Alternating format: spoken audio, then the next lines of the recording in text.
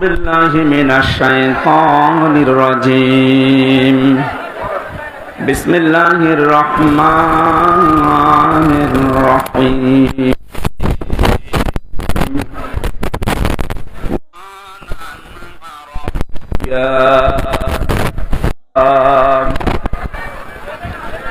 ومن حولها وتنذر يوم الجمع لا ريب فيه فريق في الجنة وفريق في السعير صدقت يا ربنا اللهم صل على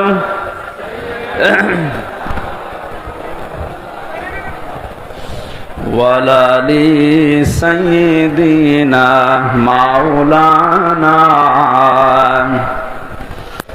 আলহামদুলিল্লাহ সিরাজগঞ্জ জেলার সলঙ্গা থানার অন্তর্গত সিরাজগঞ্জ রোড বাসী কর্তৃক আয়োজিত বৈষম্য বিরোধী ছাত্র আন্দোলনের শহীদদের আত্মার মাগফিরাত কামনা এবং আহতদের সুস্থতা কামনায় তাফসীরুল কোরআন মাহফিলের স্বনামধন্য সভাপতি জনাব আব্দুল বাকি আল হাদি, প্রধান অতিথি শাইখুল মাশায়েখ, আমাদের অভিভাবক, আমাদের আরাফাতের ভাই আলহাজ অধ্যক্ষ মাওলানা শাহিনুর আলম, চেয়ারম্যান দারুল ইসলাম ট্রাস্ট সিরাজগঞ্জ, জেলা আমির বাংলাদেশ জামাতে ইসলামী সিরাজগঞ্জ জেলা শাখা, এতক্ষণ যারা আলোচনা রাখলেন ইসলামিক চিন্তাবিদ মুফাসসিরে কোরআন, আপনাদের জেলার কৃতি সন্তান জনাব মাওলানা রাকিবুল ইসলাম সিরাজি, আলোচনা রেখেছেন মাওলানা হুসাইন আহমেদ মাহফুজ সহ নান্না জানা অন্যান্য ওলামা ইকরাম, মঞ্চে বসা ওলামা ইকরাম, সামনে বসা মুসলমান ভাইরা, পর্দার আড়ালের সম্মানিতা মা এবং বোনেরা, প্রশাসনের ভাইরা, আর বলা লাগছে না কারণ এটা না হলেও এখন চলছে। 5 তারিখের এই পর থেকে আজকের এই 1 তারিখ পর্যন্ত প্রায় 26-27 দিন হয়ে গেল। এই 26 দিনে যতগুলো অনুষ্ঠান করেছি একটাতেও কোনো পাহারাদার হিসাবে প্রশাসনের কাউকে লাগে না, অথচ কোনো জায়গায় বিশৃঙ্খলা হয়েছে আমি শুনিনি। তার মানে এর আগে এই যে 14 জায়গায় পারমিশনের নামে যে বিরক্ত করা হতো আমাদের, এটা একটা ষড়যন্ত্র। কোরআনে কারীম যেন মানুষ শুনতে না পারে, এর কাছে আসতে না পারে, তার একটা দুর্বিসন্ধি চলছিল। ওইভাবে যদি বারবার বিরক্ত করা হয় মানুষ আস্তে আস্তে কোরআনের পথ থেকে সরে যাবে। এ বুদ্ধি দিয়েছিল উনি যে বলছিলেন আমার কুষ্টিয়ার একজন, এই লোকটা। এই 15 বছর বহু বুদ্ধি দিয়েছে, তার ভেতরে এই লোকটা একজন। আল্লাহ ধরা শক্ত ধরা ধরেছে ওই রকম করে। সুতরাং প্রশাসনের ভাইরা যারা এসেছেন আজকে, সবাইকে নিয়ে আল্লাহর দরবারে শুকরিয়া জানাই, যিনি আমাদেরকে কোরআন শোনার জন্য একটা শান্ত পরিবেশ তৈরি করে দিলেন। যদিও এখন শান্ত থাকার কথা না, কারণ এখন বৃষ্টি কাদার সময়, কখন বৃষ্টি নেমে পড়ে বলা যায় না। আল্লাহ আমাদের কিছু সময় যেহেতু এ পরিবেশ ফিরিয়ে দিয়েছেন, বলেন আলহামদুলিল্লাহ। কারো গুরুত্বপূর্ণ কথা আছে? আর এই আমার চাইতেও যদি গুরুত্বপূর্ণ কথা থাকে কোরআনের উপরে, তাহলে 30 সেকেন্ড সময় দিলাম, একটু বলেন দেখি। বলেন, আছে? এরপরে যদি কথা বলেন আপনারা এই জায়গায় তুলে দেন অবশ্যই ইনশাআল্লাহ। কোন জেলায় আসলাম? ঠিক আছে, আপনি একটু সতর্ক থাকবেন। এটা ইবাদত চলছে, এখানে বহু গুরুত্বপূর্ণ মানুষ আছে। তারা যে সময়টা এখানে দিচ্ছে, এই সময়টা বাইরে দিলে দুনিয়ার কিছু সম্পদ তাদের উপায় হতো। কথা বলেন না কেন? এই যে ডাক্তার যারা বসে আছে বিভিন্ন, এই ডাক্তারগুলো যদি এখন অপারেশন করতো, ব্যবসায়িক কাজ যারা করে মোবাইলের মাধ্যমে, কম্পিউটারের মাধ্যমে, এরা যদি বাড়ি বসে বসে এখন এই সময়টা কাজে লাগাতো, বহু টাকা পয়সা উপায় করতে পারতো। কিন্তু এসেছে এই কারণে, কারণ এটা এখন সাধারণ অনুষ্ঠান না, এটা একটা ইবাদত। এটা কি চলছে বলেন তো? নিজের কর্মজীবন সব বাদ দিয়ে যদি নামাজ ইবাদত মনে করে আপনি যেতে পারেন 15 মিনিটের জন্য, এখানে 1 ঘন্টা সময় দিচ্ছেন, এইটাও নামাজের মতো ইবাদত। আফদালুল ইবাদাতি তিলাওয়াতুল কোরআন। নবীজি জানিয়েছেন যত নফল ইবাদত আছে সবচাইতে উত্তম নফল ইবাদত আল্লাহর কাছে কোরআনের আলোচনা। বিশ্বনবী মসজিদে নববীতে প্রবেশ করলেন, একবার দেখলেন কিছু মানুষ জিকির করছে, বাম দিকে তাকিয়ে দেখলেন কিছু মানুষ আল্লাহর কোরআনে কারিম নিয়ে আলোচনা করছে। বললেন দুই দলই ভালো কাজে আছে, তবে সবচাইতে উত্তম কাজে আছে তারা যারা কোরআন নিয়ে ব্যস্ত আছে। আমার আল্লাহ আমাকে এই মুহূর্তে নির্দেশ দিয়েছে যে কোরআনে কারিম নিয়ে যারা আলোচনা করছে আমি যেন শ্রোতা হয়ে ওই ময়দানে বসে পড়ি।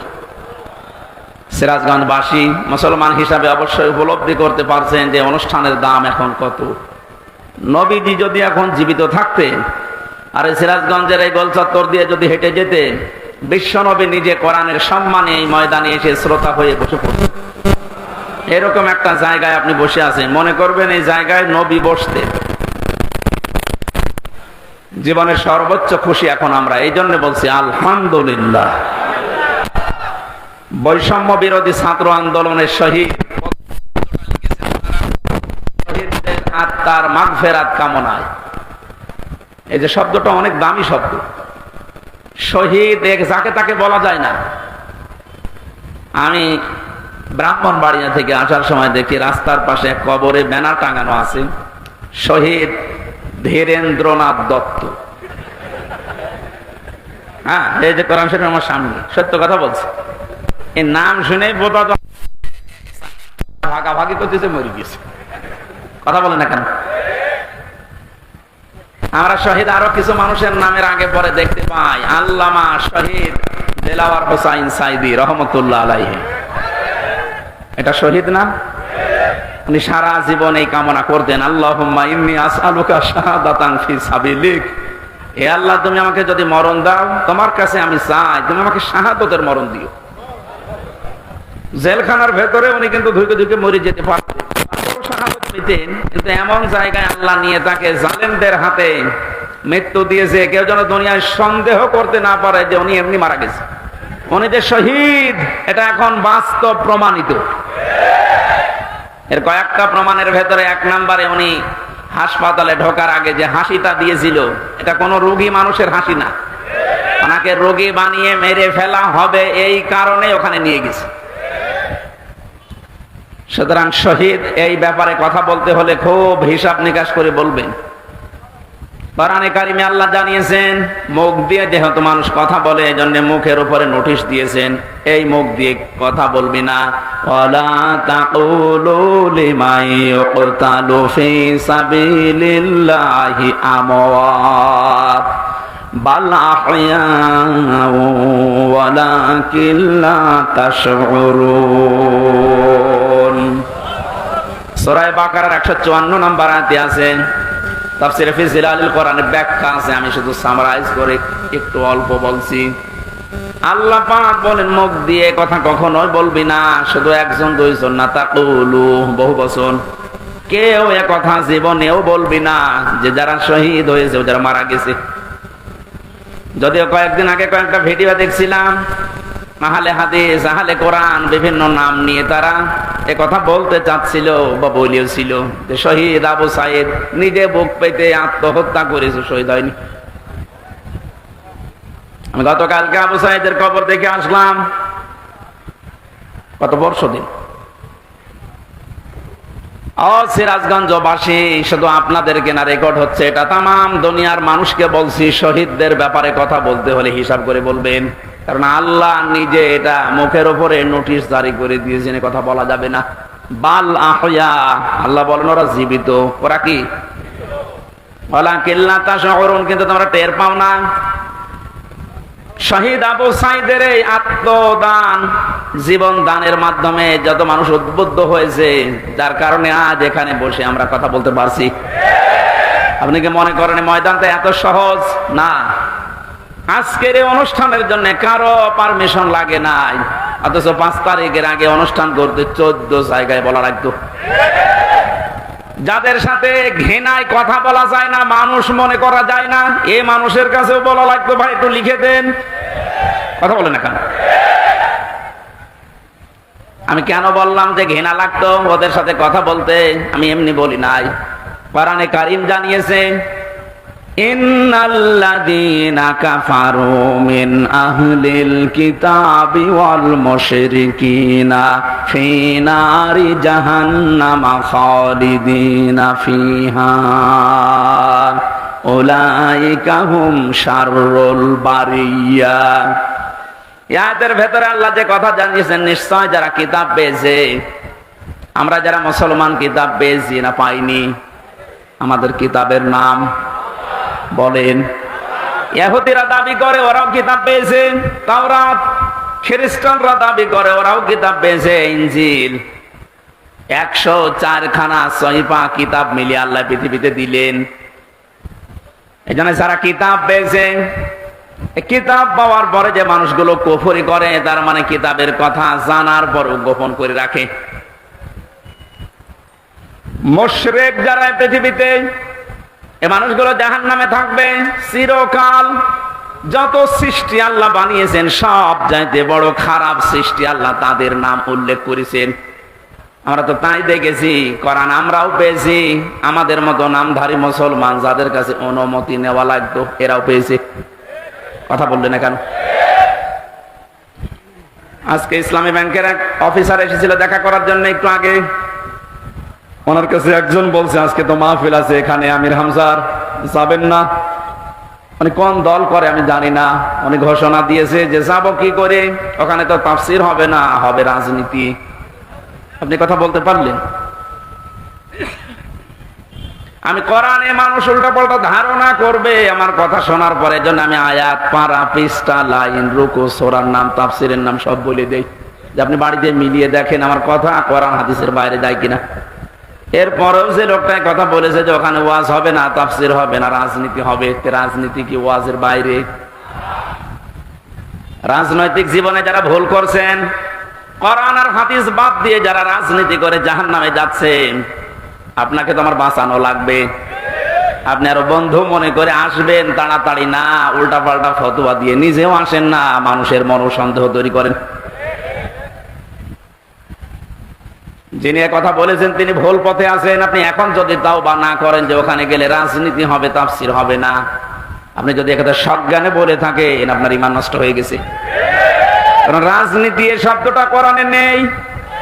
বলেন, শুধু তাসবিহ আদায় করার জন্য, শুধুমাত্র নামাজ পড়ার জন্য, জিকির করার জন্য যদি আল্লাহ আমাদেরকে বানাতেন, তাহলে পুরা কোরআন শরীফে প্রায় 9 জায়গায় কথাটা আছে, সাব্বাহা লিল্লাহি মা ফিস সামাওয়াতি ওয়া মা ফিল আরদ। আসমান আর জমিনে যা আছে সব সৃষ্টিগুলো আমি আল্লাহর তাসবিহ আদায় করছে।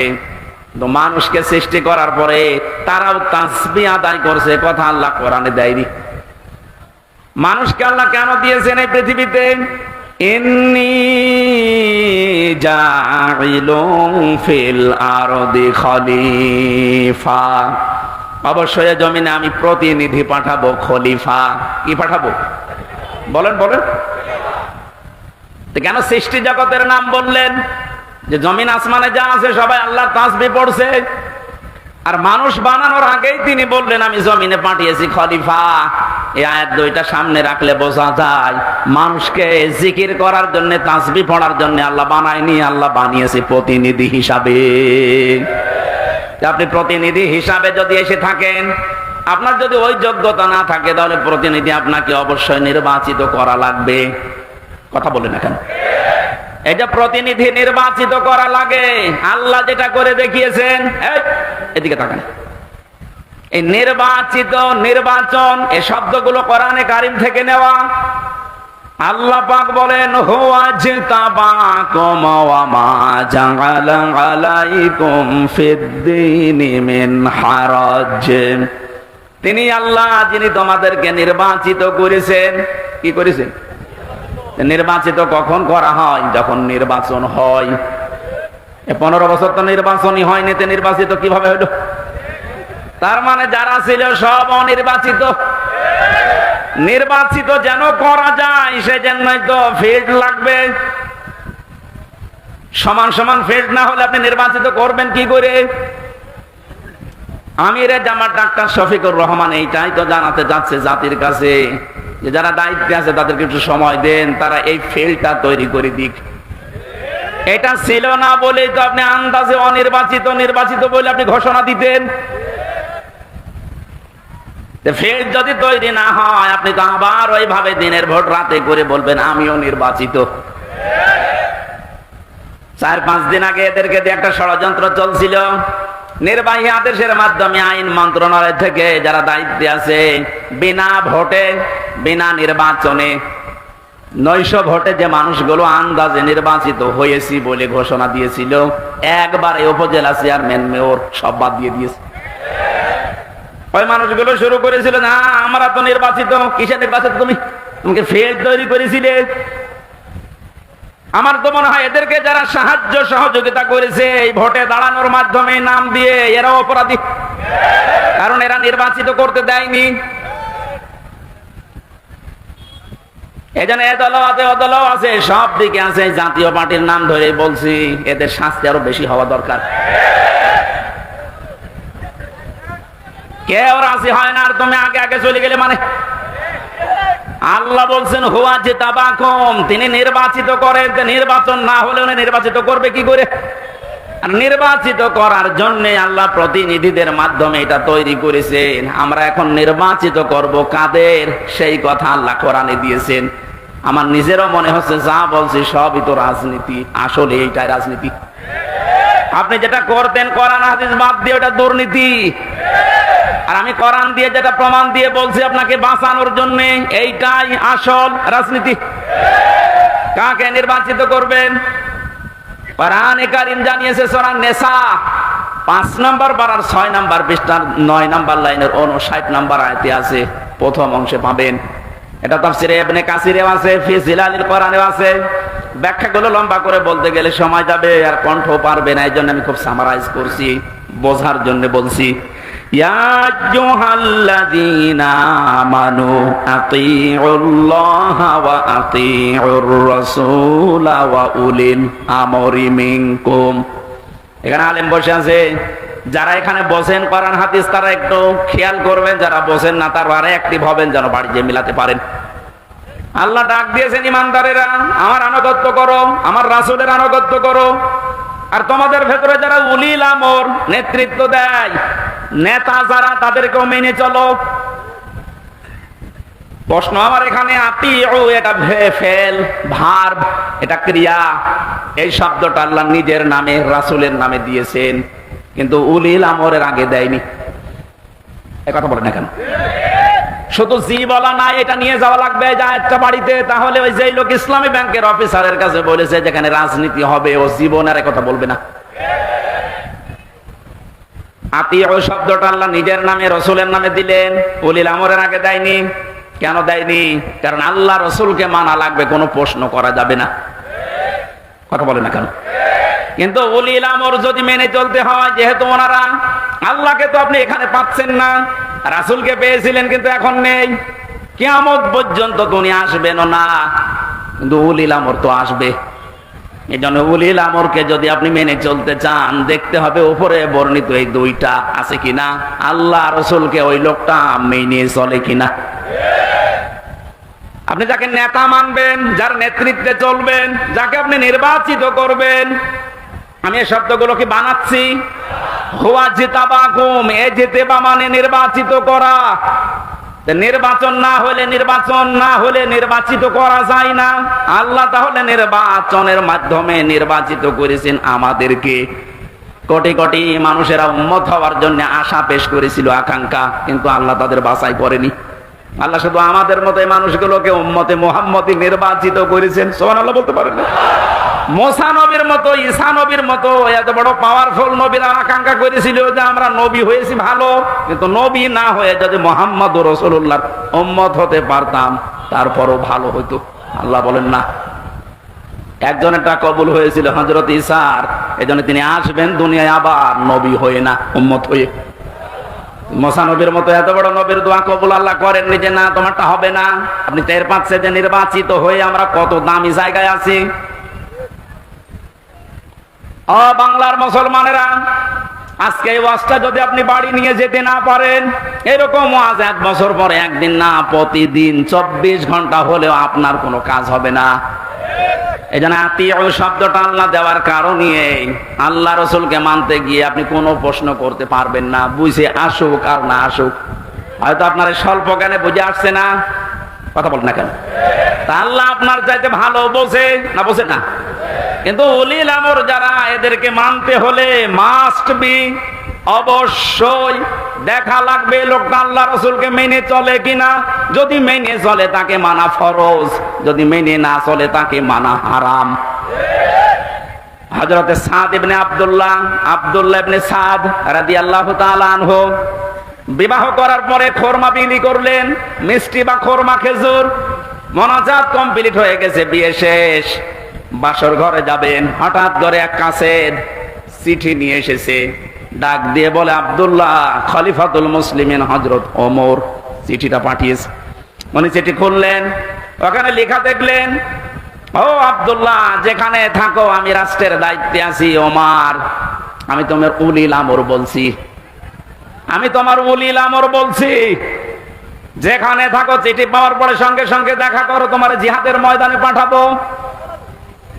উনি মুরব্বীদেরকে জিজ্ঞাসা করলেন, মুরব্বীরা বলে, হ্যাঁ আপনি যান, কিন্তু বাসরটা শেষ করেন।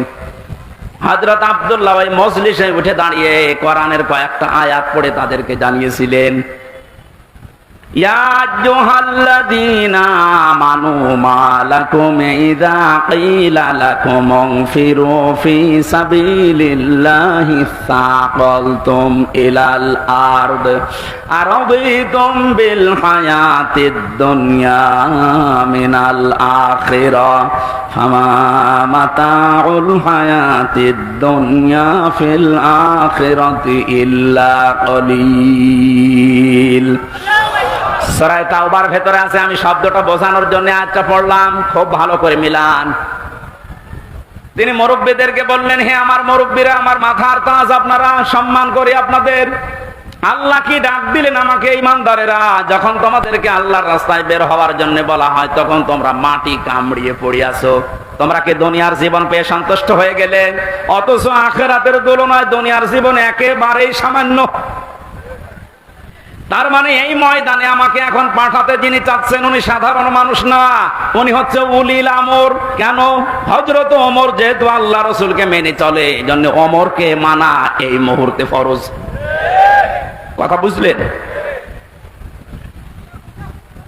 আজ আমাদের বাস্তবতা যদি আমরা এভাবে মিলাতে পারতাম যে আল্লাহ রসুলকে যে মেনে চলে আমরা তাকে নির্বাচিত করব, আল্লাহ রসুলকে যে মেনে চলে না, ও আমার বাবা হলে ওকে আমি নির্বাচিত করব না। কারণ এটা দুনিয়ার বিষয় না, এটা সম্পর্ক আখিরাতের সাথে। নয়তো আমি ধরা খাবো। আপনি যে ধরা খাবেন তার প্রমাণ কি? সূরা বানী ইসরাঈল 15 নম্বর পারা 8 নম্বর পৃষ্ঠা 3 নম্বর লাইনের 72 নম্বর আয়াতের প্রথম অংশে আছে। বাড়িতে মিলাবেন যদি বিশ্বাস না হয়। আবার ওই লোকের মতো আবার বললেন না যে না আজকে রাজনীতি হচ্ছে। ইয়াউমা নাদউ কুল্লা উনাসিম বিইমামিহিম। আল্লাহ পাক বলেন, কিয়ামতের দিন আমি প্রতিটি মানুষকে বিচারের দ্বিতীয় স্টেপে, প্রথম স্টেপে ডাকবে একা একা, আর দ্বিতীয় স্টেপে প্রতিটি মানুষকে আল্লাহ ডাক দেবে তার নেতার সাথে। কার সাথে? আগে নেতা, এরপরে কর্মী। এটা রেকর্ড হয়ে সারা বাংলাদেশে কালকে ছড়িয়ে যাবে। 18 কোটি মানুষের দায়িত্ব নিয়ে এখন আমি বলছি, কান খাড়া করেন দেশের মানুষেরা। কোরআনের চোখ, হাদিসের চোখ লাগিয়ে দেখতে পাচ্ছি আপনি জাহান্নামে যাচ্ছেন। আপনার নিজের বিবেকের কাছে বলেন তো, কিয়ামতে প্রতিটি মানুষকে আল্লাহ যেহেতু তার নেতার সাথে তুলবে, যেই নেতার আদর্শ আপনি মেনে চলেন, যাকে নির্বাচিত করবেন বলে আপনি ভোট দেওয়ার সিদ্ধান্ত নিচ্ছেন, আপনি নিজে থেকেই বলেন ওই লোকটা যদি কিয়ামতে আপনার সামনে দাঁড়ায়, আপনি তার পেছনে। আল্লাহ তো আগে ওকে দেখবে, এরপর আপনাকে। আপনার কি মনে হয় ওর যা অবস্থা, ওর যা চরিত্র, ওর যা সুরত সিরাত, ওরে দেখলে আল্লাহ মাফ করবে বলে মনে হয়? দেখলেন? অবশ্যই না। তো এখনই ধরা খাবে।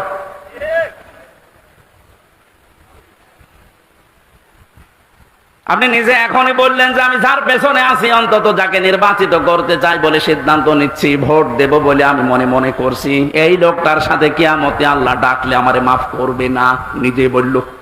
তাহলে ও ধরা খেয়েছে। কেরা বললো হাত বলেন তো? আপনি আপনি যেন ধরা না খান, এই জন্যই তো আয়োজন। রাজনীতি মনে করে আপনি আসলেনই না, আপনি তো ধরা আরো বেশি খাবেন। পাগলকে যদি বলা হয় নৌকা নাড়াবি না, ও বলে আমার মনে ছিল না। আরে ভাই, আমি তো আজকে কবরের ওয়াজ করবো বলে এসেছিলাম, আপনি কি মনে করে দিলেন? মনে যখন করেই দিয়েছেন, আপনাকেও বাঁচাতে হবে, আমারও বাঁচতে হবে। এই জন্য উলিল আমর মানার ক্ষেত্রে খুব সতর্ক। এটা দুনিয়ার বিষয় না, এটা রাজনীতি মনে করবেন না, এটা আপনার আখিরাত জড়িত। আল্লাহ, তুমি আমাকে যেভাবে বুঝিয়েছো কোরআনে কারীম, সবাইকে ওই সহজ ভাবে বোঝার তৌফিক দাও। তাহলে নির্বাচিত এই শব্দটা কোরআনে আছে না নেই? তিনি নির্বাচিত করেন তোমাদেরকে তার দ্বীনের জন্য, এবং দ্বীনের উপরে চলতে গিয়ে যত বাধা আছে সব বাধাগুলো আল্লাহ নিজের থেকে দূর করে দেন। এই হুয়ার ফাইল আল্লাহ নিজে। জেলা আমির সাহেব যেটা ইঙ্গিত দিয়েছিলেন যে অনেকের ইমানে 15 বছরে প্রায় নড়বড়ে হয়ে গিয়েছিল, এটা সেলখানার অন্ধ প্রকোষ্ঠে থাকলে আরো বেশি হয়ে যায় অনেকের। আমারও প্রায় কি হচ্ছে, এত কিছু হয়ে গেল, কিছুই করেন আল্লাহ। আল্লাহ বলেন দ্বীনের উপরে যদি সত্য সত্যই টিকে থাকতে পারো, যত বাধা বিপত্তি ঝড় ঝাপটা আসবে আল্লাহ নিজে ওইটা দূর করে দেবে। এটা যে আল্লাহ নিজে দূর করে দিয়েছে, আমরা অনেকে মনে করছি ছাত্রদের কারণে, না, আল্লাহ নিজে দায়িত্ব নিয়ে এ পাথর সরিয়েছে। ছাড়া এ পাথর সরানোর জন্য শুধু ছাত্ররা না, আল্লাহ যদি নিজে দয়া না করতো কখনো এ জালেম পালাতো না। ওর মনের ভেতরে আল্লাহ এত ভয় তৈরি করে দিয়েছে, দলীয় লোকগুলোকে বলিয়ে যাবে সে সময় পায়নি। মাঝখান থেকে এই পাগলরা এখন বিপদে আছে। আমার মনে হচ্ছে পাগলগুলো বেশি অত্যাচার করেছিল এই যে হারুন আঙ্কেল। হারুন আঙ্কেল, ওনার নাম এখন সারা পৃথিবীতে জানে, 3 ইঞ্চি। কি নাম দিয়েছে! মহিলারাও 3 ইঞ্চির খবর নেই, মেয়ে লোক সেও বলে 3 ইঞ্চি, ধরা পড়িস। 5 তারিখের পর থেকে আজকের এই 31 তারিখ পার হয়ে আজকের 1 তারিখ পর্যন্ত বারবার ঘোষণা দেখেছে আমাদের অভিভাবক যিনি, শুধু বাংলাদেশের না, গোটা পৃথিবীর ইসলামী আন্দোলনের অভিভাবক তিনি এখন ডাক্তার শফিকুর রহমান। দূর থেকে উল্টা পাল্টা ধারণা করতে পারেন যে কি এমন উনি জেনারেল শিক্ষিত একটা ডাক্তার। আরে ভাই, তার ইখলাস জানেন, তার তাকওয়া জানেন, তার ইবাদতের খবর জানেন। আমি ছিলাম তার সাথে 4টা দিন। আমার তো মাঝে মাঝেই মনে হয় পৃথিবীতে কেউ যদি জিন্দা ওলি দেখতে চায়, ওই আস্তালায়, গাছতলায়, বসতলায় যারা বসে আছে বটতলায়, ওরা আল্লাহর ওলি না। আল্লাহর ওলি দেখতে চাইলে আপনি ওই লোকটার দিকে তাকিয়ে থাকবেন, ওটা জিন্দা ওলি। তার ইবাদতের মার্কা আপনি খোঁজ পাবেন না। এই যে সকাল বেলায় এই 65 বছরের একটা মুরব্বী মানুষ, সকাল বলতে এরা 4:30টার সময় ডাক দেয়, ওই সময় হাতে হ্যান্ডকাপ দিয়ে পায়ে বেড়ি দিয়ে কোর্টে নিয়ে যাচ্ছে। তাও 1-2 কিলোমিটার না, এই কাশিমপুর থেকে একেবারে কোর্ট পর্যন্ত যাওয়া আসা করতে প্রায় 7-8 ঘন্টা সময় লেগে যায়। এত কষ্ট স্বীকার করে রাত 8টা, 9টা, 10টার সময় ওনারে নিয়ে আসতো। ওনার যেন দেরি হয়, যেন ওনার কষ্ট হয়। ঘরে আসার পরে দেখলাম, বলতাম মুরব্বী খাবার খাবেন না, ঘুমিয়ে পড়েন। আমার বলছে হামজা ঘুমাও। যত পাশেই ছিলাম মাঝে মাঝে জিজ্ঞাসা করতাম যে এত কষ্ট করে আসলেন, ঘুমাবেন না? আমারে বলছে ঘুমাও, আমি এখন কিছু সময় আল্লাহর জিকির করব, দরুদ শরীফ পড়ব। 2-2.5 ঘন্টা ঘুমিয়ে যে মানুষটা রাত 9:30, 10টার সময় কোর্ট থেকে এসে 2 ঘন্টা 2.5 ঘন্টা পর্যন্ত ঘুমিয়ে এরপরে তাহাজ্জুদের নামাজে, হাফেজ কিনা আমি জানি না, যতটুকুই পড়তো, এরপরে সেজদায় পড়ে যেত। 40-45 মিনিট, 1 ঘন্টা দেখি সেজদায় পড়ে আছে। ভোর পর্যন্ত যার সাদা দাড়িগুলো, সাদা চুল সব সাদা হয়ে গেছে, টপ টপ করে পানি পড়তো, শুধু হাত তুলে সেজদার পরে বসে আছে। আমার তো সেজদা লাগে 1.5 মিনিট 2 মিনিট, আর ওনার সেজদা লাগতো 45 মিনিট 1 ঘন্টা। 1.5 ঘন্টা কেটে যেত এক সেজদায়। আমার 12 রাকাত তাহাজ্জুদ মিলে মাত্র 1.5 ঘন্টা ওনার এক সেজদায় চলে যেত। বাকি তাকওয়ার খবর তো বাস্তবে আপনি টের পাননি। প্রতি সোমবার বৃহস্পতিবার রোজা রাখার নিয়ম, কয়জন মহারথী আছে এখানে আমল করে? সারাটা জীবনে আমল করতে করতে আসতেছে, খালি ধারণা করে দূর থেকে, হ্যাঁ কি জানে এত ডাক্তার মানুষ। তার যে এলেমের বহর, একটা জেনারেল মানুষ হয়ে কোরআনে কারিম এরকম গভীর গভীর কথা বলা আমি বিশ্ববিদ্যালয়েও পাইনি। আরে ভাই, আমি তো ভার্সিটিতে শেষ করে আসলাম, আমাদের বহর তো আমি দেখেছি। ডাক্তার মানুষের কাছে থেকে কোরআনে কারিমের শব্দের এত গভীরে যেতে পারতেন আমি দেখেছি বাস্তবে, যে জীবনে ওই রকম কথা আমি কোনোদিন শুনি নাই। অনার্স মাস্টার্স করেছিলাম, তো এক একটা শব্দ যখন বলতেন এমন এমন শব্দের অর্থ নিয়ে আসতেন যে কোনোদিন কল্পনাও আসে না যে শব্দের ভেতরে থাকতে পারে। দিনের উপরে চলতে গিয়ে কোন বাধা আল্লাহ নিজের থেকে দূর করে দেয়, রাখেন না। এটা আমি আগে জানতাম না, ওই সময় জেনেছি। আল্লাহ পাক বলেন, তোমাদেরকে যেহেতু আল্লাহ নির্বাচিত করেছে লক্ষ লক্ষ কোটি কোটি উম্মত থেকে, সুতরাং তোমাদের দাম কম না, অনেক বেশি। তোমাদের পরে ঝড় ঝাপটা বিপদ আপদ আসবে আল্লাহ জানে, কিন্তু আসলে আল্লাহ থাকতে দেবে না, স্থায়ী হতে দেবে না। আল্লাহ নিজে দায়িত্ব নিয়ে ওই ঝড় ঝাপটা বিপদ আপদ তার নিজের দায়িত্বে দূর করে দেবে। আল্লাহ এইটাই করে দিয়েছে। কথা বলে না কেন? নাই তাই 15 বছরে কত মহারথী তো চেষ্টা করলো, সব চেষ্টা প্রায় বিফল হয়ে গেছে। ছাত্র আন্দোলনের নামে যারা নেমেছিল এই মানুষগুলোর সাথে মাস্ট বি আল্লাহ আবাবিল পাঠিয়েছিল। জালেমদের মনের ভেতরে আল্লাহ ভয় তৈরি করে দেন। এ দায়িত্ব কার? আরো জোরে। এটা তৈরি করেন কাদের কারণে? যে মানুষগুলোর ভেতরে ইখলাস আছে যত বেশি, তাকে দেখলে জালেমরা ভয় পায় তত বেশি। আমরা 15 বছর অনেক জালেমকে ভয় পেয়েছি তার অত্যাচারের কারণে, আর আমিরে জামাতকে এখনো জালেমরা ভয় পায় তার তাকওয়ার কারণে। বাংলার মুসলমানেরা, আমি যেটা বোঝানোর জন্য পর্যন্ত এসেছিলাম, শহীদ যারা হয় এদের নিয়ে যারা উল্টাপাল্টা ধারণা করেন, কোনদিন এই মুখ দিয়ে কথা বলবেন না যে ওনারা মরে গেছে, এমনি না, ওনারা জীবিত, কিয়ামত পর্যন্ত শুধু জীবিত এইটাই থাকবে, কিন্তু আমরা টের পাই না। এর পরের কথা আল্লাহ দিয়েছেন, মানুষ যেহেতু ধারণা করতে পারে, মুখে হয়তো বলে না, কিন্তু ধারণা করতে পারে যে মরে গেছে। আল্লাহ ধারণার উপর নোটিশ দিয়েছেন, ওয়ালা তাহসাবান্নাল্লাযীনা কুতিলু ফি সাবিলিল্লাহি আমওয়াতা বাল আহইয়াউন ইনদা রাব্বিহিম ইরযাকুন। সূরা আলে ইমরান 4 নম্বর পারা 11 নম্বর পৃষ্ঠা 9 নম্বর লাইনের 169 নম্বর আয়াত। এটা তাফসীরে কাবীরে পাবেন। আল্লামা ফখরুদ্দিন রাজি রহমতুল্লাহ আলাইহি ব্যাখ্যা করতে গিয়ে লিখেছেন, ওই পৃথিবীর মানুষেরা মুখ দিয়ে তো বলবেই না, অন্তরে যেন এই ধারণাও কোনোদিন না আসে যে শহীদরা মরে গেছে। এটা ধারণাও করা যাবে না। বালাহিয়াউন, বরং তারা জীবিত, বরং তারা কি? আরো জোরে। ইনদা রাব্বিহিম ইরযাকুন, তারা তাদের রবের কাছে খাবার খাচ্ছে। শহীদ আবু সাইদের বাড়িতে গিয়েছিলাম, যে গরিব মানুষ, 6টা ছেলে ওনার, এটা ছোট। ওনার বাবা মারে বলছিল যে অবস্থায় ওদের বাড়ি ঘর দেখলাম, আমার মনে হয় 3 বেলা পেট পুরে খাবার খাওয়ার মতো পরিবার না। আল্লাহ তার জীবনটা এত বেশি পছন্দ করেছিলেন, সাধারণভাবে মরণ দেয়নি, এত সাহস তার বুকের ভেতরে দিয়েছিলেন, জালেমদের সামনে জীবনটা দিয়ে শাহাদত বরণ করে কিয়ামত পর্যন্ত জান্নাতি খাবার খাবে।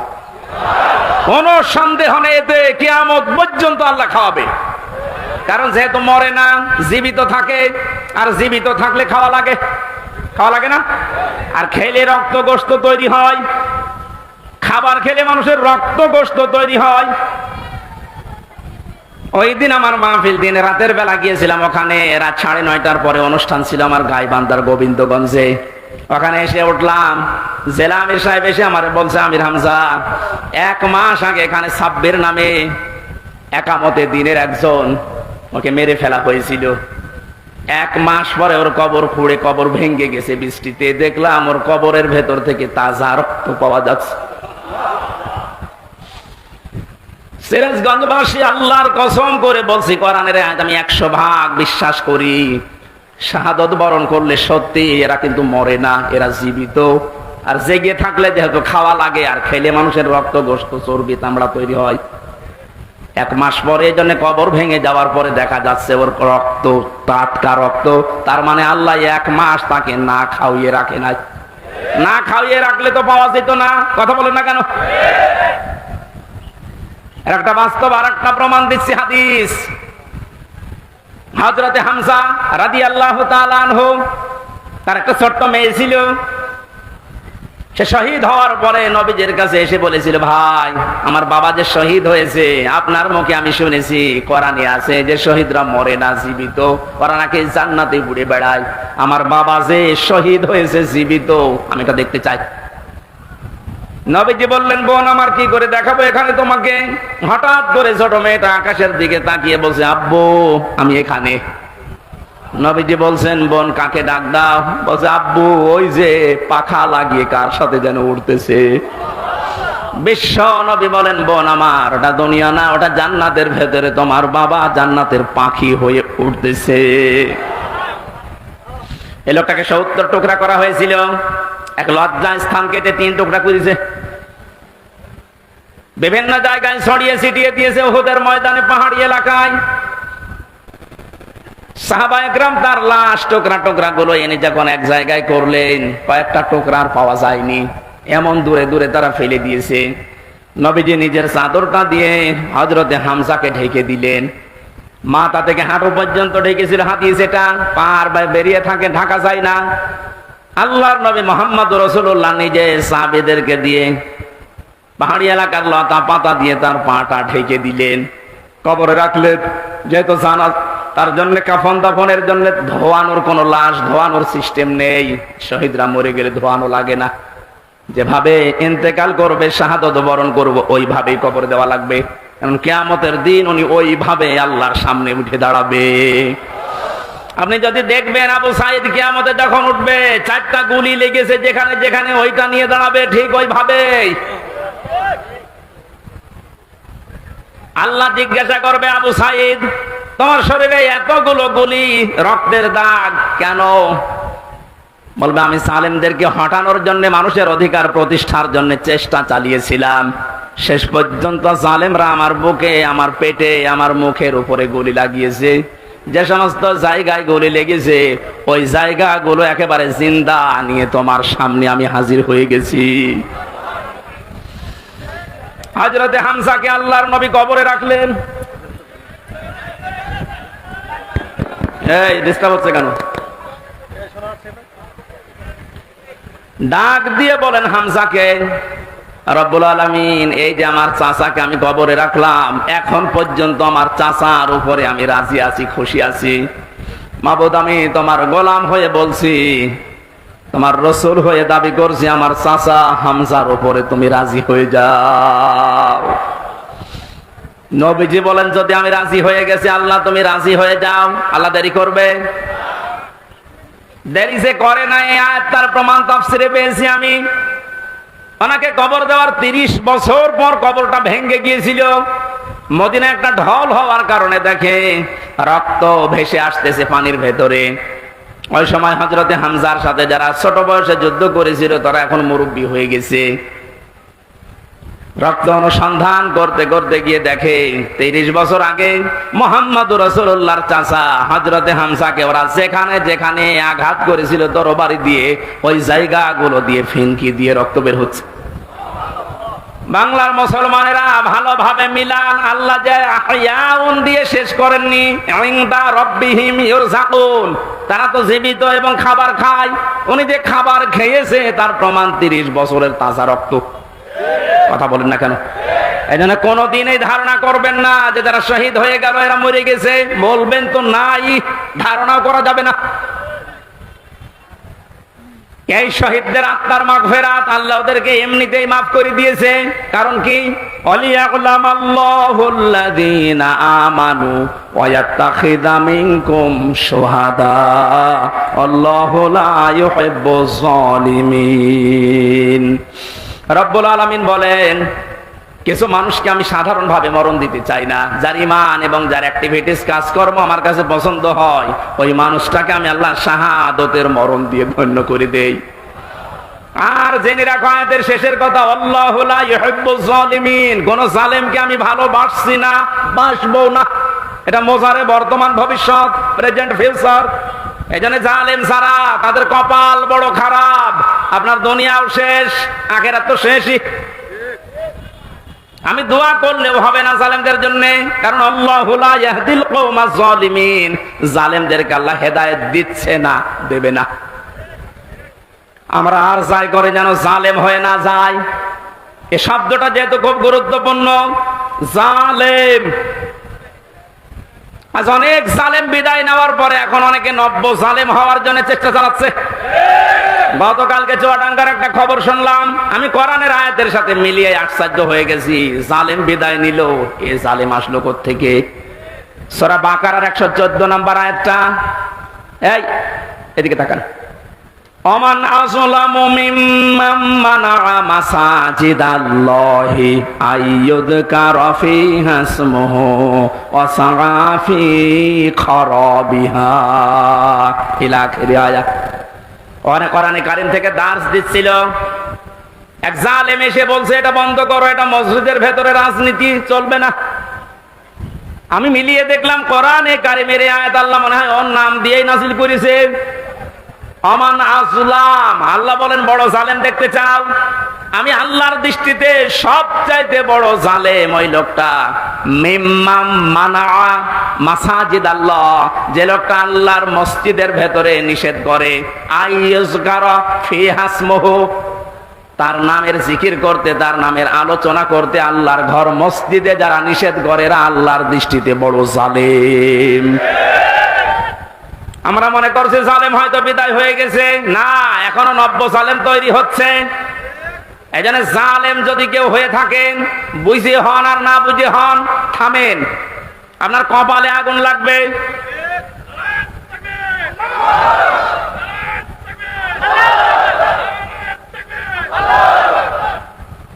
এটা সূরা শুআরার ভেতরে আছে, শেষ নাম্বার আয়াত।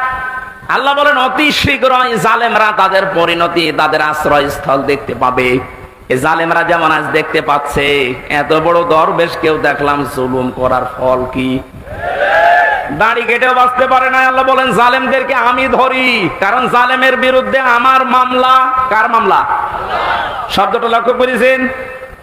জালেমের বিরুদ্ধে হামজা মামলা দেবে না, জালেমের বিরুদ্ধে মামলা দেবে কে?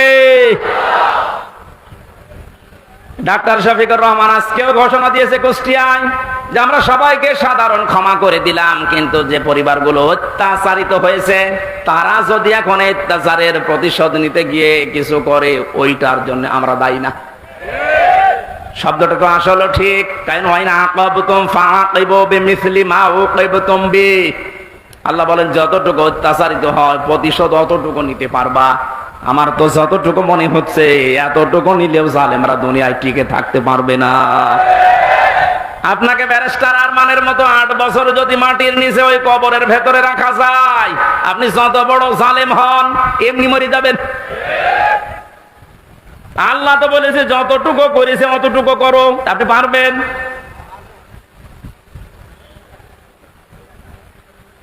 আমার উপরও যতটুকু অত্যাচার হয়েছিল, আমি চাই যাদের দ্বারা হয়েছে, যে মানুষগুলোর ইঙ্গিত হয়েছে, আমি ওই মানুষগুলোকে অতটুকু না করে ছাড় দেব না। যে যা বলে বলুক গা, এখন দাদা না মাফ করে দেন না, কিসের মাফ? কোন মাফ নেই আপনার, কারণ আমার ছোট মেয়েটা আমার এখনো পর্যন্ত চেনে না। দোষ করে যদি আপনি শাস্তি দিতেন আমি মেনে নিতাম, কিচ্ছু জানি না আপনি কেন আমার জীবনে এই কাজ দিলেন। আর যেভাবে রেখেছিলেন আমাকে আর মাওলানা মামুনুল হককে, কোন আলেমকে এত কষ্ট আমার বাংলাদেশে আমি আর শুনি নাই। আপনি আমার মতো একটা ছোট মানুষকে 24 ঘন্টা তালাবদ্ধ রেখে মনে হচ্ছে আমি ফাঁসির কন্ডেম সেলে আছি, কত বড় অপরাধী। অথচ যে মামলাও দিয়েছিলেন, শাস্তি দিলেও 3 মাসের বেশি আপনি রাখতে পারেন না। এটা মূল্য চুরি মামলা। জালেমদেরকে মাফ করে দেওয়া মানে মজলুমের উপরে অবিচার করা।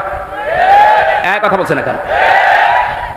সারা বাংলাদেশের 18 কোটি মানুষকে যদি এই আয়না ঘরের সাথে যারা জড়িত ছিল, সে যেই কয়জনই হোক, যারাই জড়িত এর সাথে, এদেশের 18 কোটি মানুষ যদি মাফ করে দেয়, ব্যারিস্টার আরমানের বউ মাফ করবে না?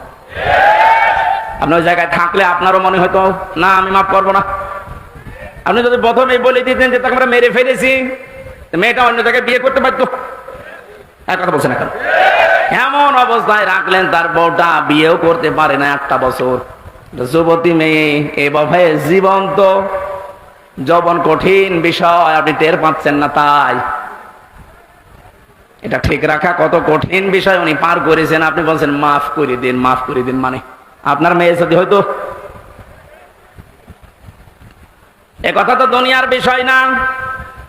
জালেম যারা জুলুম করছেন আজ এবং নব্য জুলুম করার জন্য যারা প্রস্তুতি নিচ্ছেন, আপনি কিন্তু নিজের কপালে আগুন লাগাচ্ছেন।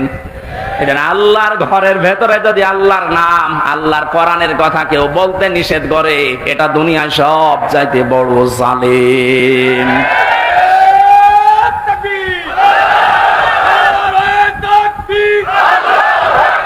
ইসলামের শত্রুরা, ইসলামের শত্রুরা,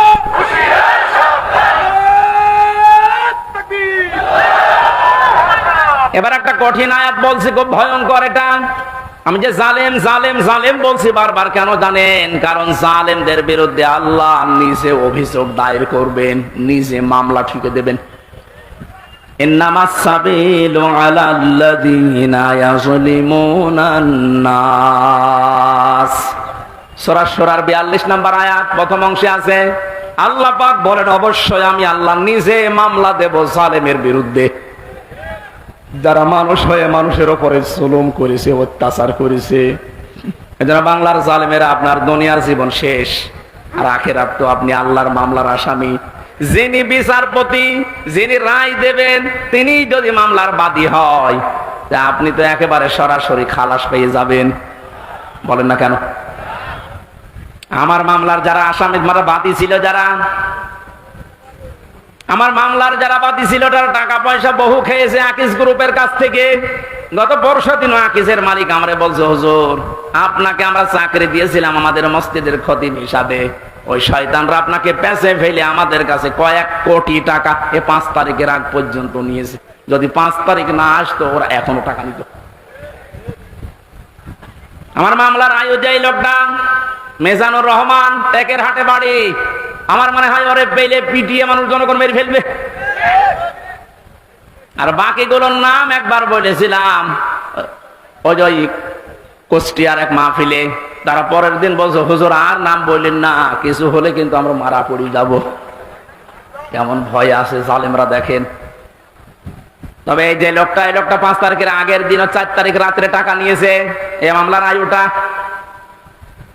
ওই এখন নাই, থেমে গেছে। আমার মনে হয় 5 তারিখ বাংলাদেশে না আসলে ও শয়তান এখনো টাকা নিত।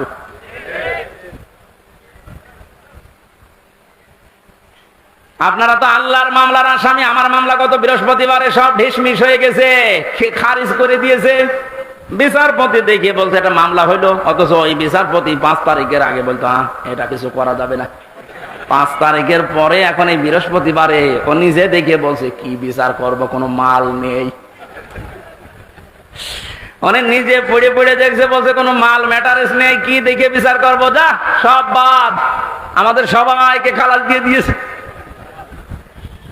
এই যে খালাসি যখন দিয়ে দেবেন, 3 বছর আপনি বিনা কারণে জেল খাটালেন, কোন কারণে? খালাস দেওয়া মানে কি? কোনো অপরাধ নেই, কোনো দোষ আমরা পাইনি নাকি? খালাস দেওয়া মানে তো এই, তাহলে দোষ তো আমার নেই, আপনি নিজেই প্রমাণ করে দিলেন। বিনা কারণে যে 3টা বছর নষ্ট করলেন। গতকালকে একজন মুসলমান হয়েছে পরশুদিন।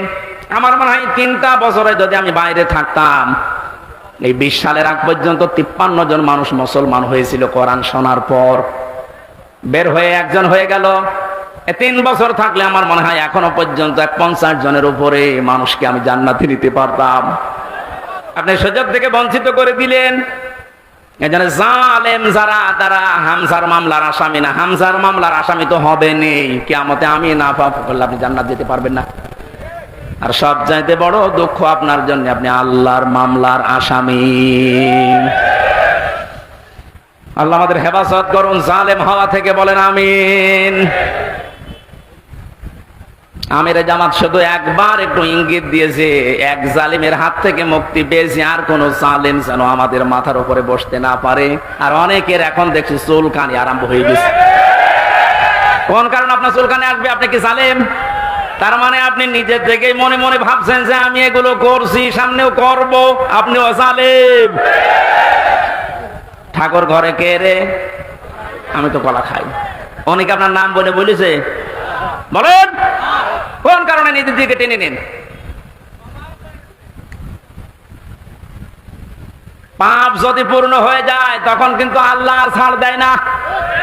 ওয়ালা ইয়াহসাবান্নাল্লাযীনা কাফারু আন্নামা নুমলি লাহুম খায়রুল লিআনফুসিহিম ইন্নামা নুমলি লাহুম লিয়াজদাদু ইসমা ওয়া লাহুম আযাবুম মুহিন।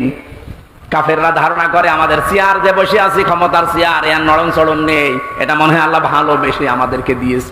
আল্লাহ বলেন না, ওরা মনে করে আমাদের কল্যাণের জন্য চেয়ার, আমরা যা করছি সবই তো বৈধ।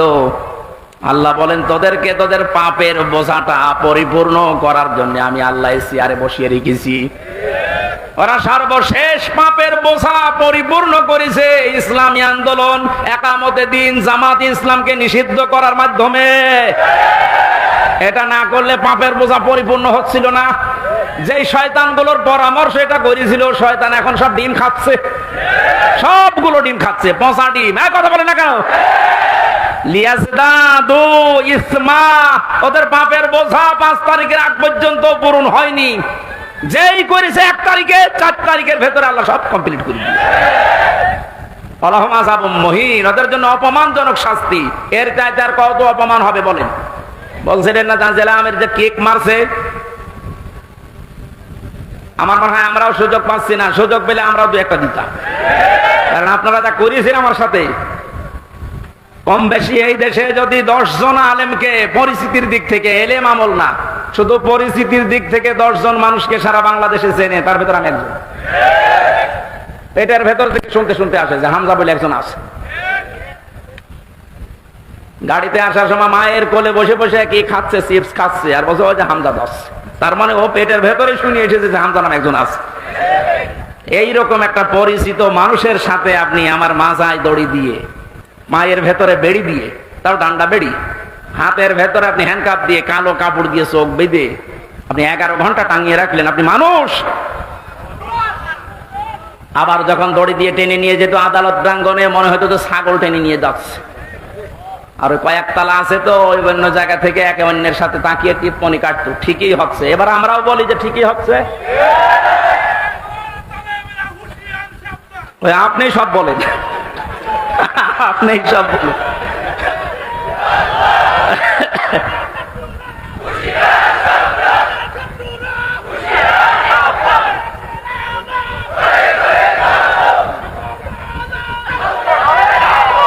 আলহামদুলিল্লাহ ভাই,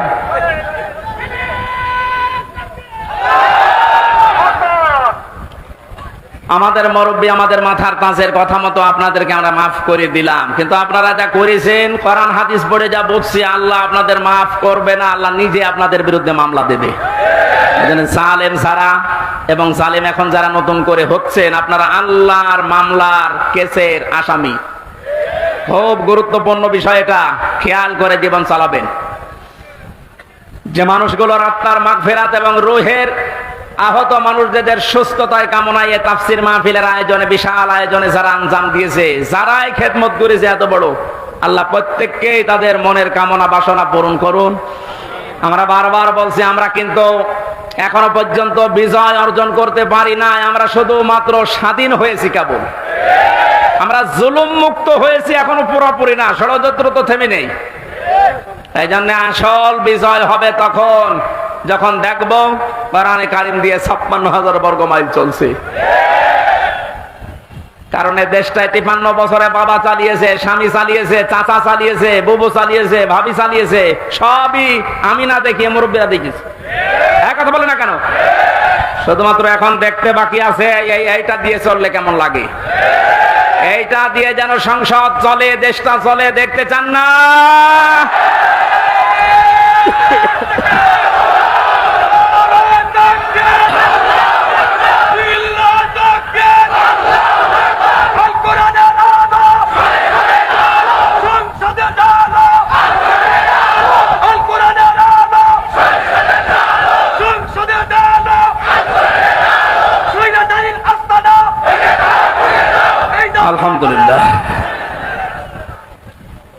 থেকে এখন এই নতুন একটা পায়তারা আজ 2 দিন থেকে শুনছি আরম্ভ করেছে যে ইসলাম যদি যায়, এরা ভুলভাল আপনাদেরকে বোঝাচ্ছে, যদি ইসলাম যায় মেয়েরা আপনারা কিন্তু আবার ঘরবন্দি হয়ে যাবেন। এই জুজুর ভয় দেখিয়ে লাভ নেই, মেয়েরা এখন বুঝতেছে। আপনি স্ট্যাটাস গুলো পড়েন ফেসবুকে, অধিকাংশ মেয়েরা এখন বলতে চাচ্ছে ইসলাম আসলে আমরা মায়ের কোলে থাকবো। আমির জামাত ঘোষণা দিয়েছে যদি আল্লাহ আমাদেরকে কবুল করেন, মেয়েরা যে নিরাপত্তা পাবে, কিয়ামত পর্যন্ত এই দেশের মেয়েরা ভুলতে পারবে না যে আবার কোরআন বাদে অন্য কিছু আসুক। আমরা ওইটা দেখাতে চাই, দেখাবো ইনশাআল্লাহ। কোরআনের সূরা শূরা, শূরা মানে সংসদ, শূরা মানে কি? যেহেতু সংসদ নির্বাচন সামনে আসছে, সংসদ নির্বাচন করার জন্য যে 7টা পদ্ধতি আছে, 7টা গুণ দেখে দেখে নেতা নির্বাচন করা যায়, ওই কথাগুলো আল্লাহ সূরা শূরার ভেতরে দিয়েছেন। আমরা মাত্র একটা আয়াত পড়েছি, আয়াতের নাম্বারও 7। কত? আমরা সবকিছু বাদ দিয়ে সরাসরি কোরআনের আয়াতে যাচ্ছি। আল্লাহ পাক বলেন ওয়াকাযালিকা আওহাইনা ইলাইকা, আমি এইভাবে করে হে নবী আপনার প্রতি ওহী নাযিল করেছি।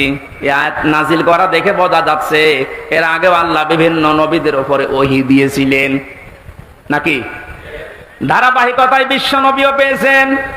আল্লাহর নবীকে আল্লাহ যেটা দিলেন কোরআনান আরাবিয়্যা, নবীকে যে আল্লাহ ওহী দিয়েছেন তার নাম আরবি কোরআন। কি কোরআন? এই ভাষাটা যেহেতু আমাদের মাতৃভাষা না, এই জন্য আমাদের কাছে একটু কঠিন লাগে, কিন্তু পৃথিবীতে সবচেয়ে সহজ ভাষা আল্লাহ জানিয়েছেন আরবি ভাষা।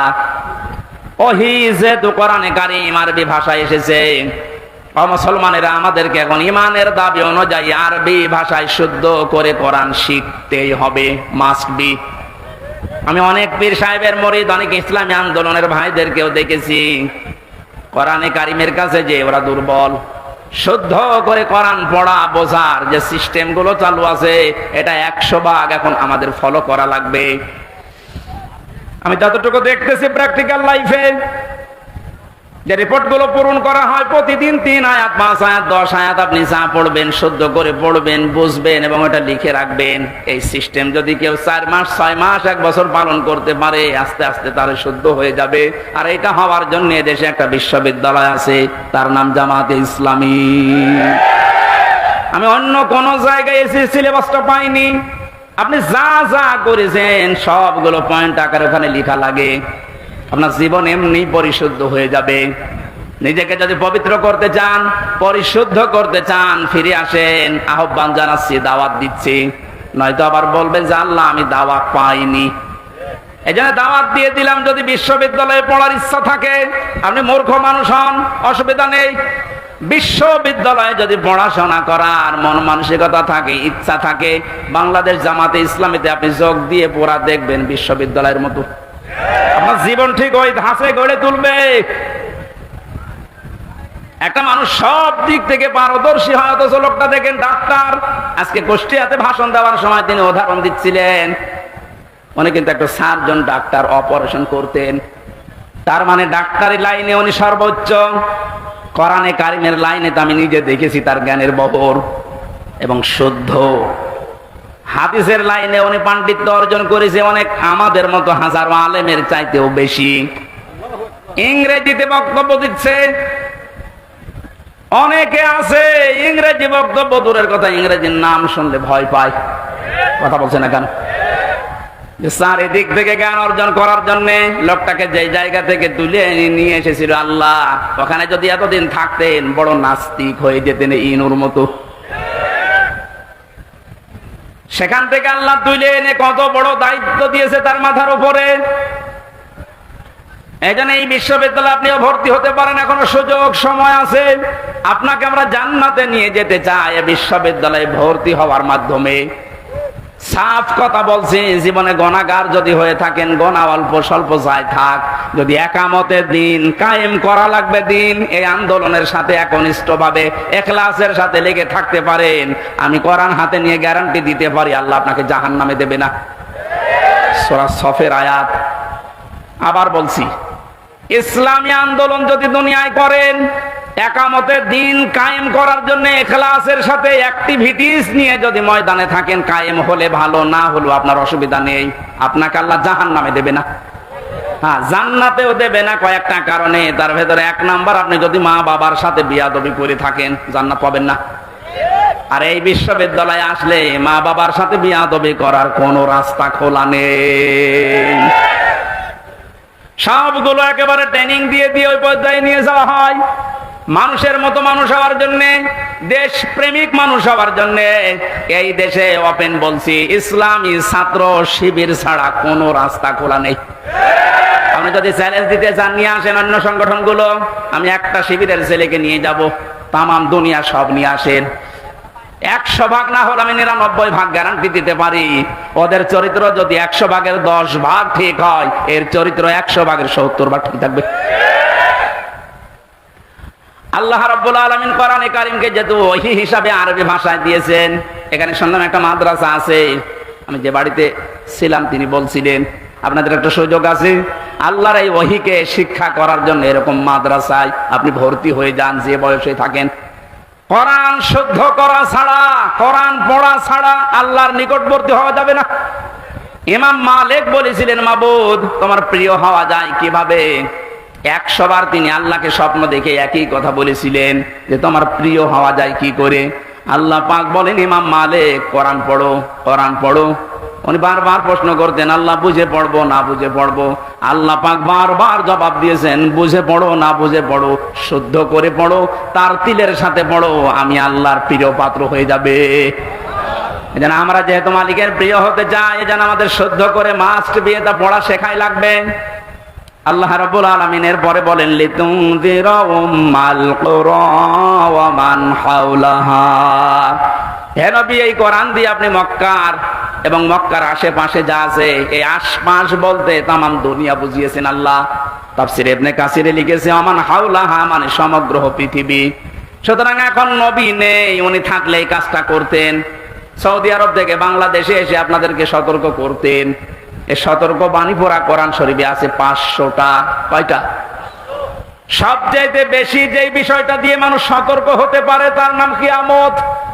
কারণ এইটার জবাবদিহিতা যতদিন পর্যন্ত আপনি উপলব্ধি করতে না পাবেন যে কিয়ামত হবে, আল্লাহ বলেন, তুনজিরা ইয়াউমাল জামিউ লা রাইবা ফি। ওই দিন সম্পর্কে সতর্ক করো যেদিন সম্পর্কে কোনো সন্দেহ নেই, সন্দেহের অবকাশ পর্যন্ত নেই।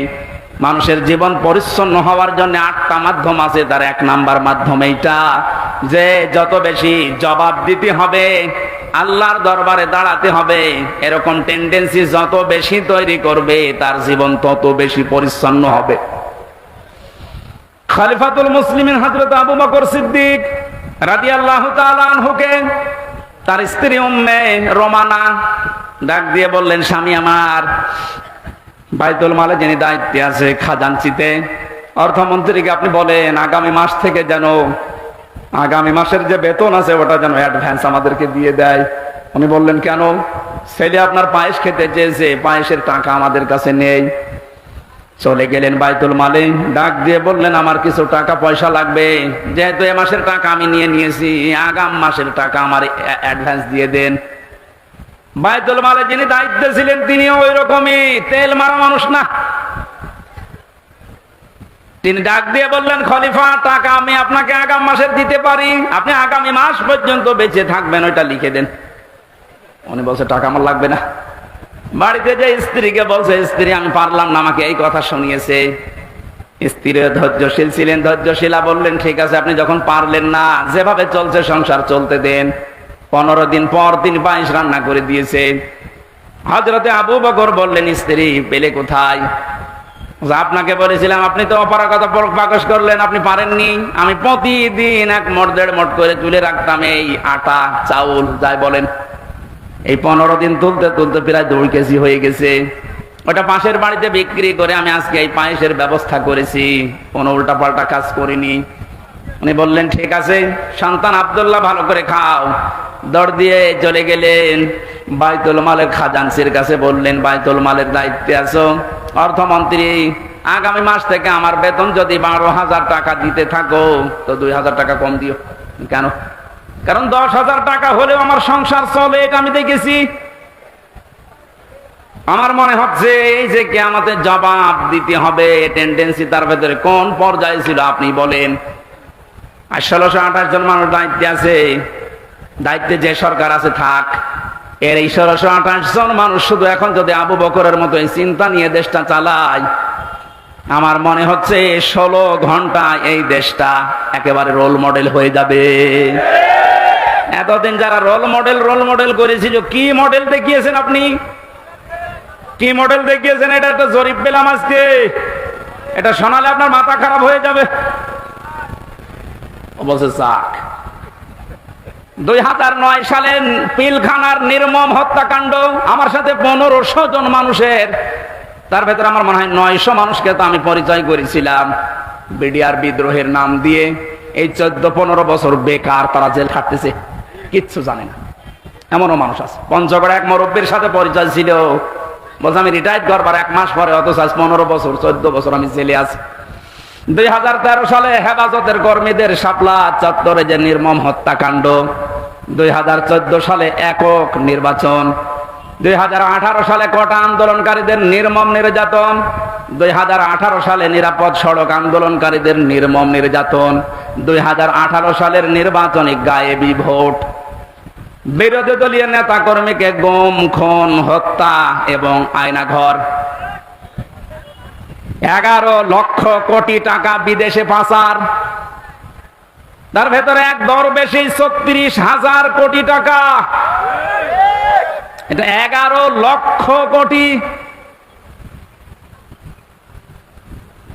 দলীয় প্রয়োজনে পুলিশকে ব্যবহার, বাক স্বাধীনতা কেড়ে নেওয়া, সর্বশেষ 2024 সালে কোটা আন্দোলনের নামে গণহত্যা। এর একটা অস্বীকার করতে পারবেন? আমি দেয়নি, বিবিসি দিয়েছে জরিপটা।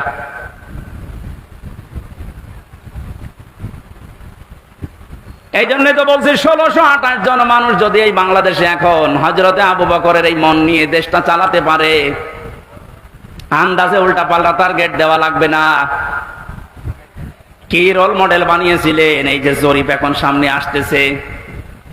কত বড় দুর্নীতিগ্রস্ত একটা রাষ্ট্র হয়ে গেলে বাইতুল মোকাররমের ইমাম পর্যন্ত পালিয়ে যায়। একটা বড় মসজিদের খতিব, সে লোকটাও পালিয়ে গেল। তার মানে কোন জায়গাটা বাকি আছে আপনি বলেন? কোন জায়গা বাকি নেই। একটা মসজিদের খতিব যদি পালিয়ে যায়, আসলটা তো পালিয়েছে, মসজিদের খতিব পালিয়েছে। তার মানে তামাম দুনিয়া দেখেছে যে আপনি কোন পর্যায়ে দুর্নীতিকে নিয়ে গিয়েছিলেন, আর রোল মডেল বানিয়েছেন বাংলাদেশকে। রোল মডেল হবে হযরতে আবু বকরের চিন্তা নিয়ে আসেন যে আমার 8,000 10,000 টাকা হলে মাস চলে যায়, অর্থমন্ত্রী আগামী মাস থেকে তুমি 2,000 কম দিও। কিয়ামতে জবাব দিতে হবে। এই বিশ্বাস যত বেশি তৈরি হবে, আপনার জীবন পরিচ্ছন্ন হবে। ফারিকুন ফিল জান্নাতি ওয়া ফারিকুন ফিস সাঈর। একদল মানুষকে আল্লাহ জান্নাতে প্রবেশ করাবে, একদল মানুষকে জাহান্নামে দেবে। সুতরাং যাদেরকে জান্নাতে দেওয়ার ঘোষণা দিচ্ছেন, আল্লাহ যেন এই দলে শামিল হওয়ার তৌফিক দেন। আমিন, আল্লাহুম্মা আমিন। লা ইলাহা ইল্লা আনতা সুবহানাক ইন্নী কুনতু মিনাজ জালিমিন। ও মাবুদ, কোরআনে কারীমের কথাগুলো শোনার জন্য মানুষগুলো এত পাগল, এদের উপরে তোমার খাস রহমত নাজিল করে আল্লাহ। এই আয়োজনে যদি খুশি হয়ে সওয়াব দিয়ে থাকো, আমাদের নবীজির রওজায় পৌঁছিয়ে দাও। তামাম দুনিয়ার মাটির নিচে যত মানুষ ঘুমিয়ে গেল, আল্লাহ মাফ করে দাও। যে সমস্ত শহীদদের আত্মার মাগফিরাত এবং অসুস্থ মানুষদের সুস্থতায় কামনায় এই মাহফিলের আয়োজন, আল্লাহ তুমি সব দেখতে পাচ্ছ, সব শুনতে পাচ্ছ। ওদেরকে তুমি শাহাদাতের উচ্চ মর্যাদা দান করো। আহতদের তুমি শেফায়ে কামেলা আজেলা নসিব করে দাও। এ বাংলাদেশে আমরা স্বপ্ন দেখি কোরআন দিয়ে চলবে। আল্লাহ, আমাদের কোনো স্বপ্ন নেই। এটা আমাদের রাজনীতিও না, এটা তোমার নীতি। যেহেতু তুমি জানিয়েছো কোরআনে কারীম দিয়েছি রাষ্ট্র চালাতে, আমরা এটা চাই তুমি চোখে দেখার তৌফিক দাও। যা করা লাগে আমরা তোমার হাতে দিলাম। আল্লাহুম্মা ইন্না নাজআলুকা ফি নুহুরিহিম ওয়া নাউযু বিকা মিন শুরুরিহিম। মুসাফির অবস্থায় আছি, অসুস্থ অবস্থায় আছি, মাজলুম অবস্থায় আছি। আল্লাহ, তুমি আমাদের মোনাজাত কবুল করো। জীবনে কিচ্ছু চাই না আমাদের নিজেদের জন্য, শুধু এইটা চর্মচোখে দেখতে চাই যে কোরআন দিয়ে দেশটা চলছে। মা বোনেরা পর্দায় আছে, পর্দায় থাকার তৌফিক দাও। আল্লাহ তাআলা আমার স্ত্রী অসুস্থ, আমি দোয়া চাই, মেহেরবানি করে তাকে তুমি শেফায়ে কামিলা আজেলা নসিব করে দাও। আমাদের সন্তানাদিগুলোকে তুমি নেককার বানাও।